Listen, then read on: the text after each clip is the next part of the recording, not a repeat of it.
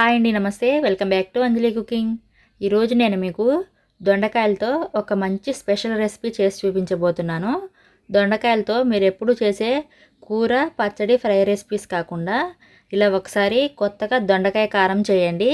And ఈ దొండకాయ కారం చేయడానికి చాలా తక్కువ ఆయిల్తో, కేవలం 2 టేబుల్ స్పూన్ల ఆయిల్తో మాత్రమే చేస్తామండి.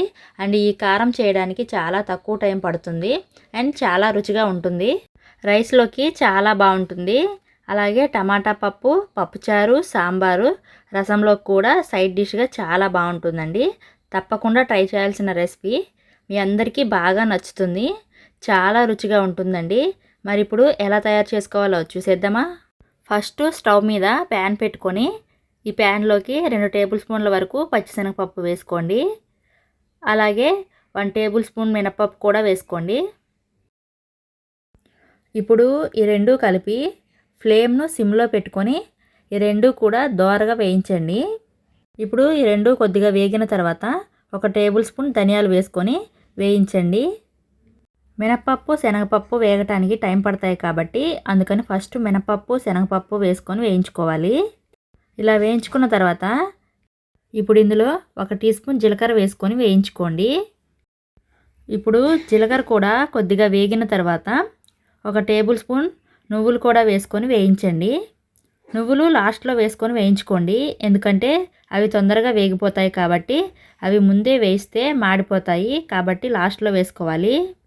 ఈ నువ్వులు వేసుకొని వేయించుకునేటప్పుడే ఇందులో 1 టేబుల్ స్పూన్ దాకా ఎండు కొబ్బరి వేసుకోండి. ఈ ఎండు కొబ్బరిని కూడా వేయించుకోండి. కొబ్బరి ముక్కలు మరీ ఎక్కువగా వేసుకొని వేయించుకోవద్దండి, చప్పగా అయిపోతుంది కారపొడి అనేది. అందుకని కొంచెం ఆ టేస్ట్ కోసం కొద్దిగా వేసుకుంటే సరిపోతుంది. ఫ్లేమ్ను లో టు మీడియం ఫ్లేమ్లో ఉంచి వేయించుకోండి. ఇప్పుడు ఇవి చూడండి, ఇవి మంచిగా దోరగా వేయించుకున్నాం కదా. ఇప్పుడు ఇవి పూర్తిగా చల్లారిన తర్వాత ఒక మిక్సీ జార్లోకి తీసుకోండి. ఇలా మొత్తం మిక్సీ జార్లోకి తీసుకున్నాక ఇప్పుడు ఇందులో రుచికి సరిపడా ఉప్పు వేసుకోండి. అలాగే 2 టీ స్పూన్ల వరకు కారం వేసుకోండి. మీరు కొంచెం కారం ఎక్కువగా తినే వాళ్ళైతే 3 నుండి 4 టీ స్పూన్ల వరకు కారం వేసుకోండి. తర్వాత 10 నుండి 15 వరకు వెల్లుల్లి రెమ్మలు వేసుకోండి. పైన పొట్టు తీయాల్సిన అవసరం లేదండి, ఇలానే వేసుకోండి. ఇప్పుడు ఇవన్నీ గ్రైండ్ చేసుకోవాలి. మరీ మెత్తటి పౌడర్లా కాకుండా కొంచెం బరకగా ఉండేలా గ్రైండ్ చేసుకోండి. చూడండి, ఈ విధంగా గ్రైండ్ చేసుకుంటే సరిపోతుంది. మరీ మెత్తటి పౌడర్లా గ్రైండ్ చేసుకోవాల్సిన అవసరం లేదండి.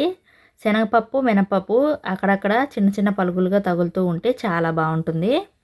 ఇప్పుడు ఈ పొడిని కూడా పక్కన పెట్టి ఇప్పుడు మళ్ళీ స్టవ్ ఆన్ చేసుకొని ఇలా ప్యాన్ పెట్టుకొని ఈ ప్యాన్లోకి 2 టేబుల్ స్పూన్ల దాకా ఆయిల్ వేసుకోండి.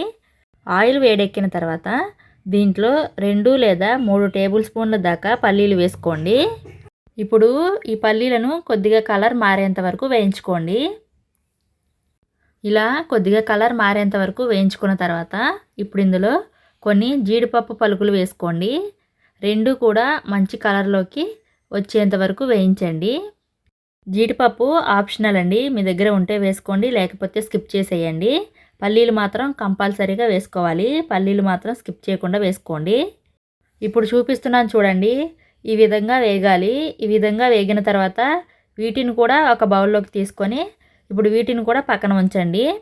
ఇప్పుడు ఇదే ఆయిల్లో 2 రెమ్మల వరకు కరివేపాకు వేసుకొని కరివేపాకును కూడా క్రిస్పీగా అయ్యేంత వరకు వేయించండి.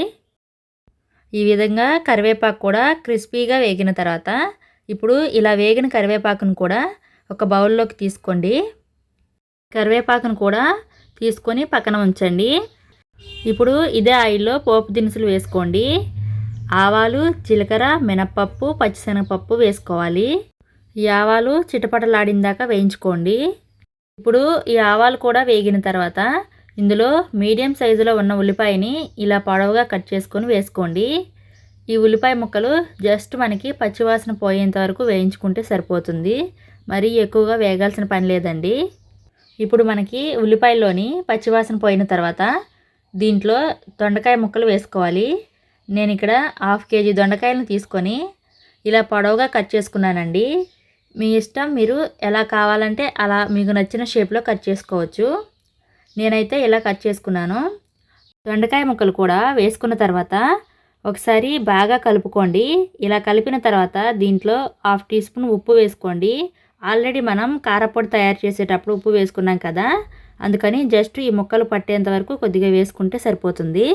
అలాగే పసుపు కూడా 1/2 టీ స్పూన్ వరకు వేసుకొని మొత్తం ఒకసారి కలుపుకొని 2 నిమిషాల వరకు మీడియం ఫ్లేమ్లో పెట్టి దొండకాయ ముక్కలు వేయించుకోండి. ఇప్పుడు ఇలా 2 నిమిషాలు వేయించుకున్న తర్వాత ఫ్లేమ్ను మీడియం ఫ్లేమ్లో పెట్టుకొని మూత పెట్టి మగ్గించండి. ఇలా మగ్గించేటప్పుడు మధ్య మధ్యలో మూత తీసుకుంటూ మగ్గాయో లేదో చెక్ చేసుకుంటూ మగ్గించుకోండి. ఇప్పుడు ఒక 15 నిమిషాల తర్వాత మూత తీసి చూసారంటే ఈ దొండకాయ ముక్కలు బాగా మగ్గిపోయాయి. ఈ దొండకాయ ముక్కలు మగ్గాయో లేవో ఒకటి కట్ చేసి చూపిస్తాను చూడండి. ఈజీగా కట్ అయిపోయింది కదా. ఇలా మగ్గిన తర్వాత మనం ముందుగా గ్రైండ్ చేసి పెట్టుకున్న కారప్పొడి ఉంది కదా, ఆ కారప్పొడి మొత్తాన్ని కూడా ఈ దొండకాయ ముక్కల్లోకి వేసుకోండి. ఇప్పుడు ఇదంతా కూడా బాగా కలిసేటట్టుగా కలుపుకోండి. ఈ పొడి వేసుకున్నప్పుడు ఫ్లేమ్ను సిమ్లో పెట్టుకొని కలుపుకోండి. ఇప్పుడు ఇలా మొత్తం బాగా కలుపుకున్న తర్వాత దీంట్లో మనం ముందుగా వేయించి పెట్టుకున్న పల్లీలు జీడిపప్పు ఉన్నాయి కదా, అవి ఇందులో వేసుకోండి. అలాగే వేయించి పెట్టుకున్న కరివేపాకు కూడా వేసుకోండి. ఇప్పుడు మొత్తం కూడా బాగా కలిసేటట్టుగా కలుపుకోండి. ఇలా మొత్తం కలిసేటట్టుగా కలుపుకొని స్టవ్ ఆఫ్ చేయండి. అంతే అండి, ఎంతో రుచిగా ఉండే దొండకాయ కారం రెడీ అయిపోయింది. చాలా సింపుల్ అండి ఈ దొండకాయ కారం. రైస్లోకైనా, రసంలోకైనా, పప్పులోకైనా, సాంబార్లోకైనా, ఇలా ఎందులోకైనా సైడ్ డిష్గా చాలా అంటే చాలా బాగుంటుందండి. మీరు కూడా తప్పకుండా ట్రై చేయాల్సిన రెసిపీ అండి. మీ ఇంట్లో ఎవరైనా దొండకాయ కూర అంటే ఇష్టపడిన వాళ్ళకి ఇలా ఒకసారి దొండకాయ కారం చేసి పెట్టండి. కమ్మగా, రుచిగా, కడుపు నిండా రోజు కంటే 4 ముద్దలు ఎక్కువే తింటారండి. అంత రుచిగా ఉంటుంది. రుచిగా ఉంటుంది అని నేను చెప్పడం కన్నా కూడా ఒకసారి మీరు ట్రై చేసి చూడండి. మీ ఫేవరెట్ రెసిపీ అయిపోతుంది. సో ఇక లేట్ చేయకుండా ఈ దొండకాయ కారాన్ని మీరు కూడా ట్రై చేసి టేస్ట్ ఎలా కుదిరిందో కామెంట్ రూపంలో తెలియజేయండి.